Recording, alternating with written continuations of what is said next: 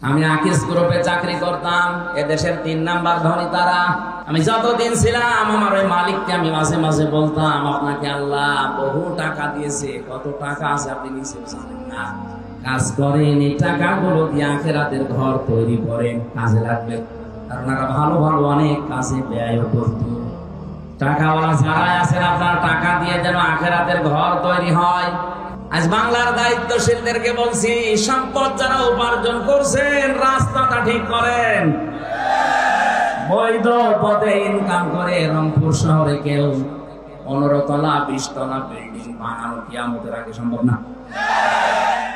আর আপনার বিল্ডিং এর কোনো হিসাব নেই। কয় টাকা বেতন আপনার বলেন তো দেখি।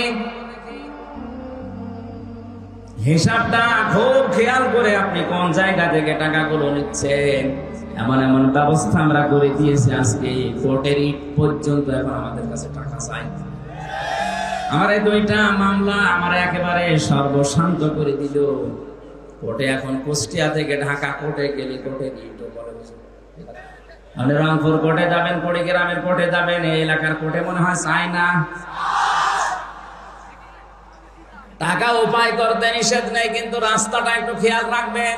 আজকে রংপুর শহরে আমার শেষ কথা ছিল এটা, পৃথিবীর ময়দানে যারা অবৈধভাবে ইনকাম করছেন, আপনার বিবেক মেনে নিচ্ছে না, তারপরও আপনি ইনকাম করছেন, 2টা ক্ষতি হবে আপনার।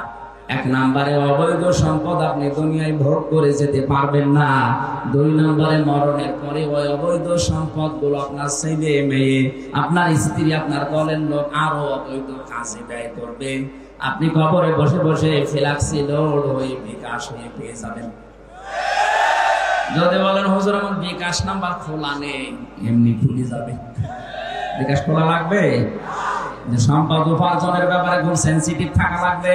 কি দরকার আপনার, কত টাকা লাগে একটা মানুষের জীবন চলতে? 4 নম্বরে আল্লাহ বলবেন টাকা কোথায় কোথায় খরচ করলি বল।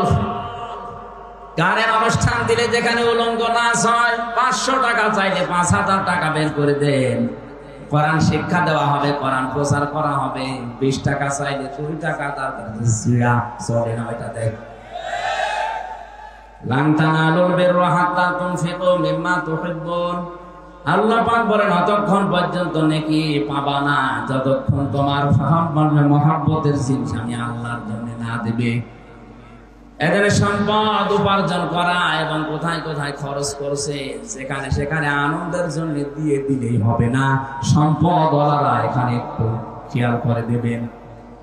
5 নম্বরে যতটুকু জানতে তার উপরে কতটুকু মানতে, এইটা বলো।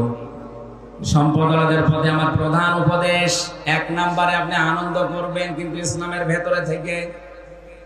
2 নম্বরে আল্লাহ পাক বলেন অবতাগি ফিমা আতাকাল্লাহু দারাল আখিরা।